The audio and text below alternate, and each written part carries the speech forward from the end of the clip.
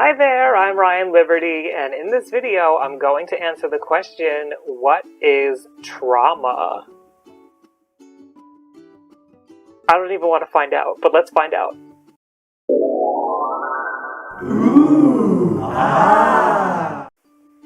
Okay, in all seriousness, trauma is a very big topic and a very serious topic, so let's find out what it is. Before I get to the way that we experience it and the way that it feels, I just want to give you a good comprehensive overview of what it is, because this word trauma does encompass a lot of different things. So I've got a lot of notes here that I'll be referencing because I want to get it right. So with that said, let's go ahead and explore what is trauma. So trauma is an extreme stress that disrupts somebody's ability to cope. Typically what happens is you have an overwhelming emotional experience, and because it's so overwhelming, you're not able to integrate it into your life. You're not able to cope. So specifically a trauma is a threat to your life, your body, or your sanity. So if you feel like something could take your life, take your mental state away, like you're losing it, all of that could be a reaction to what would be considered a trauma. It could be a one-time event, or it could be something that's repeated over and over and over again. And I should say that the ones that happen over and over and over again are the ones that have the longer lasting psychological effects. And I'll get to what those are in just a few seconds, but I still got to get through what exactly trauma is. So some people are more resilient to trauma. We should make note of that also. We just, for one reason or another, whether it be the time we're at in our lives or just our general temperament, some people can handle trauma better than other people can. And some events may be traumatizing for one person and not traumatizing for another person. So there's no specific thing that we can point at and say that's traumatic. It's a very personal thing. So just be aware when you're talking to somebody who's experienced trauma, or if you've experienced it yourself and other people maybe can't understand, it's because trauma is a very individual experience and it is personal.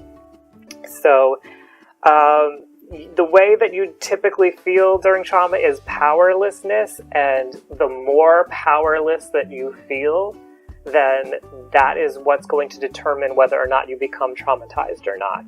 If it's something that you feel like you have power over, you can handle it and you can cope, then you're not going to feel traumatized. And if it's something that you feel like it's out of your control and you feel overwhelmed, that's typically when we start to feel the trauma of it. Childhood trauma can wire its way into our brain because we're still developing when we're a child. And because of that, it can be more difficult to treat. So that's something else to be aware of. However, all trauma is treatable, and there are a number of different ways that it can be treated. It's really up to the way that trauma manifests in your life. So what I would recommend is to speak to somebody like a therapist to come up with some kind of a plan to deal with the way that it would be showing up in your life or the life of a loved one, because it does show up in many different ways, as we're going to get to in a minute. But there are many ways to treat it, so don't worry if there is trauma showing up in your life in one form or another. So some examples of what a trauma could be, I've broken them into two sections here. The first one are more one-time traumas, one-time events, and those are typically the ones that we can deal with a little bit more easily. The effects of those are more short-lived, and then the second section is more long-term. Sometimes it's referred to as a complex trauma because it's those repeated events that cause much more psychological damage in the long run. So here we go.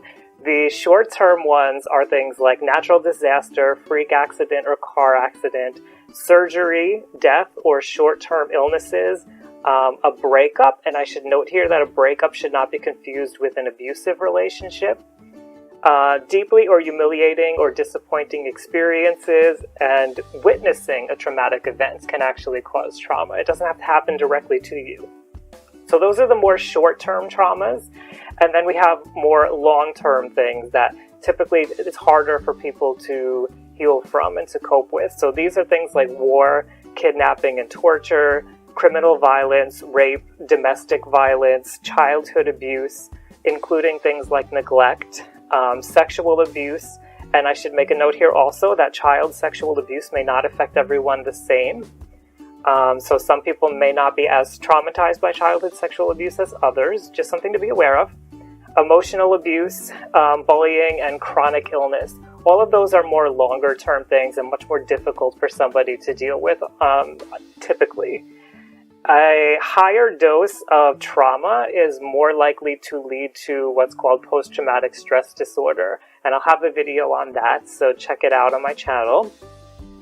And trauma in general can lead to a whole host of different disorders. I've got a list here for a few of them to check out, but this is not a fully exhaustive list, so just be aware of that. But trauma can lead to the trauma and stressor related disorders. It could lead to anxiety disorders, obsessive compulsive disorders, personality disorders, dissociative disorders, eating and feeding disorders, depression, etc. So trauma can show up in a lot of different ways and cause a lot of different problems for people.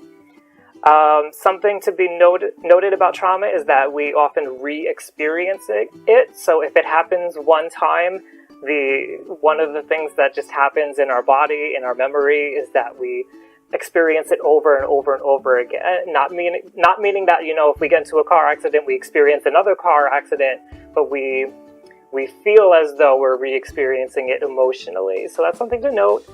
And when we are re-experiencing it, fight or flight kicks in, that fight or flight response, that fear response that we have. So all the things I'm going to discuss below about the way it feels happen as a result of that. Often there's also a grieving process in the process of healing from trauma, so be aware of that. And most of all, I would love you to get this. Most importantly, trauma is a normal reaction to abnormal events. So if you're feeling any of these things, it's okay, it's all right that you're feeling that.